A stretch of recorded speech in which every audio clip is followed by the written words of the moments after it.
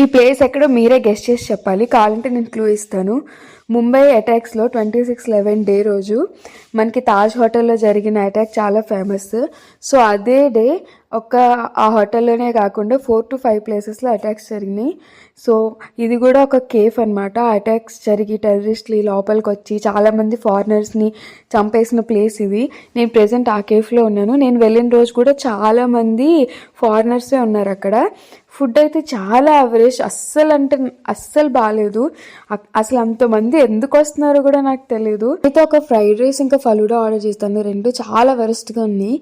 And ముంబైలో most of the places అంతా బార్సే, normal restaurants చాలా చాలా తక్కువ. వెతుక్కొని మరీ వెళ్ళాలి మనం ఎక్కడికైనా వెళ్ళాలి అనుకుంటే. సో ఈ ప్లేస్ అయితే చాలా డిఫరెంట్గా అనిపించింది నాకు.